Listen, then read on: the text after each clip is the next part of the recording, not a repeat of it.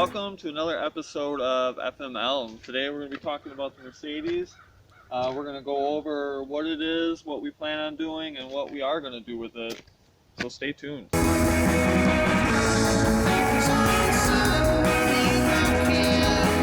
we have a 1995 Mercedes E320 wagon. As this channel progresses, you're going to find out that I am very fond of wagons, and I would really love to buy more.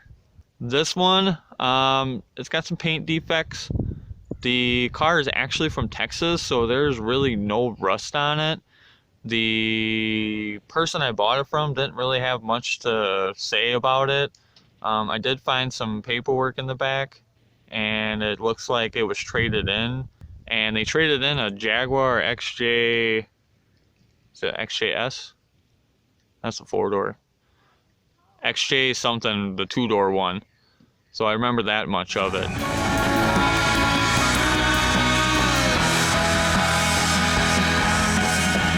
So the current situation with the Mercedes is that it runs and drives. I do take it out once in a while. The biggest issue right now is something is just draining the battery.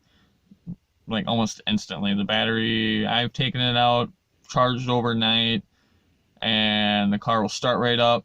I'll drive it around for a little bit, come back, shut it off, go to start it up right away, and just click, click, click, click, click. It doesn't, I don't know what's going on. One of the future videos will be me going through and testing each fuse and seeing where I'm getting draw from and what module is draining the battery, because that's my only guess. The other, okay, I guess I have two guesses. The second guess would be the body control module relay thingamajig. I've never replaced it, so we can always just assume that it's never been replaced. But at 150,000 miles, you would think it would have been by now. What I've done to this thing so far is change out the Gibo, the drive shaft bushings. Gibo, Guibo, I don't know. The rubber bushings in the drive shaft is what I've changed.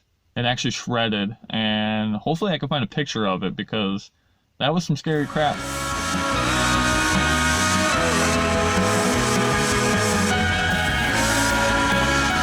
And you could see how shredded up this thing was, and it scared me driving down the highway, and all of a sudden, rah, rah, rah, rah, rah, like, what's going on? Like, I thought my transmission was about to drop out. So I ended up having to park it and then coming back and towing it the rest of the way home when this was right when I bought it. The other thing that I've done is I changed every single link in the front of this thing, the damper, all the bushings and stuff like that. And I've done a few things on the interior, just little pieces. I hate when stuff's broken. There's a couple things that I still need to look for, and we're gonna go through some junkyards later and try to figure that out.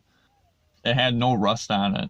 That was the whole reason why I bought it. It was in pretty rough shape. This thing's actually got hail damage on the hood pretty bad. I keep looking for a green hood. So if any W124 guys are out there, or gals, listening and they have a green hood, let me know, because I would be interested in it. I don't think any of the dents are coming out. And I don't want to respray the whole car. I kind of like the look of it. The only thing that it might paint is the bottom valances. This is a full leather car. That was an option. As for other options, this doesn't have heated seats, and it's actually the only car on my roster that doesn't have heated seats. So I'm hoping I can retrofit that in a future video. This car is kind of a husband and wife thing. There goes my kids. This car is kind of a husband and wife thing, so part of the reason of me getting this thing is that she gets to help work on it, so you'll get to see her in future videos. The one thing that we did do is we're going to replace the headliner in this somehow. Not sure, but we got cloth. We picked it out together, kind of like going to the hardware store together, but it's for a car. Win for me, I guess. As for the future of this thing, what I would like to do is kind of what everybody does with these and lower it. I would like to do an air ride on it, but for the sake of cost, I'm probably just going to cut the springs on it. And then I'm really have my heart set on some 18-inch monoblocks. I just think this is the perfect look for this car. I know a lot of people do it, but it works. It just sets this car off, and I'm hoping I can do that this spring. Put the rims on here.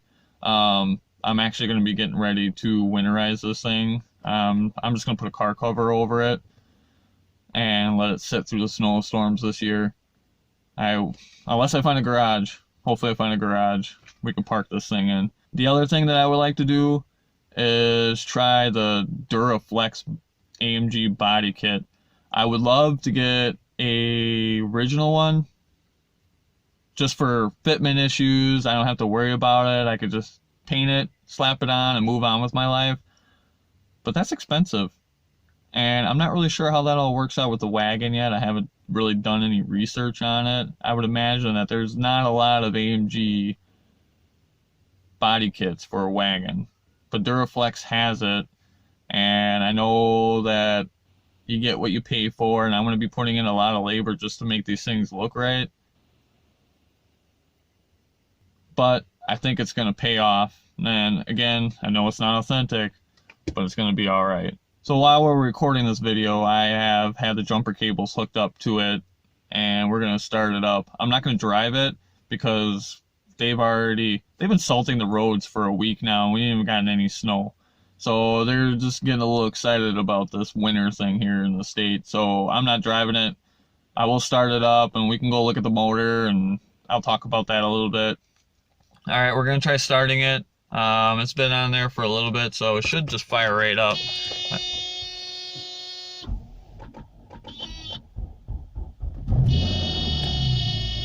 Almost fired right up. Got the nice little buzzer from the 80s. I know it's a 90s car, but I think they kept the buzzer from the 80s. I don't think they ever changed that. They might not even change it to the next generation Mercedes. Who knows? I will get one of those one day, a wagon.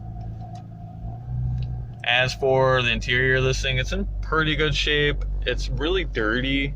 I do plan on taking this thing into a professional detailer and having them clean it up. The person that I bought this from had like pages of a book glued over the wood. And I'm not gonna lie, I kind of like the look of it, but I wanted to see what was going on with the wood underneath it, and it's cracking. And from what I've gathered, it's not easy to fix. And it cracks, there's cracks all down here. Car's just filthy. I tried cleaning up the seats a little. That's not really doing anything. I'm hoping a professional detailer will know a little bit more about what they're doing. The previous owners also screwed in cup holders in this thing, which is kind of annoying because now I got holes, and I'm assuming that's leather. Same thing over here. That one's been on there for a while, so it left a nice imprint on there for me. So we'll do something with that. That's actually part of the fabric we got is for covering this up, and I think it'll kind of tie the outside to the inside quite well. I know a lot of you won't be jazzed about my choice in fabric. This is a full leather vehicle. The grills are broken off on the door handles. This door handle I need. So email me if you got it. I would be very interested in buying it. Same goes for the speakers, the grills in them. I would be very interested in buying those as well. So here we have the Mighty Straight 6 in the Mercedes. Runs pretty good. I changed the spark plugs in it. It doesn't really leak anything. Oh, scratch that, I forgot about it. It does leak oil from down there. It's the timing gasket. So that'll be a future project to rip the, I might even just do the head gasket on this thing and be done with it. This does have the updated wiring on it, so I don't have to worry about that. I was pretty worried about that. Otherwise, everything's pretty straightforward underneath here. It didn't have an emblem when I bought it, so definitely had to get that. As for the rest of the car, it's in pretty good shape. No scratches. Here's what I've been talking about with the paint coming off on the plastic part, but the metal is in pretty good shape. We do have a crack here in the bumper, so that's kind of another reason why I want to do the Duraflex shenanigans.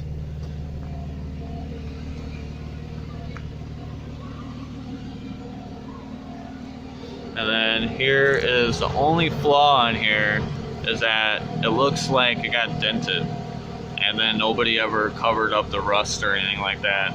I kind of want to leave it.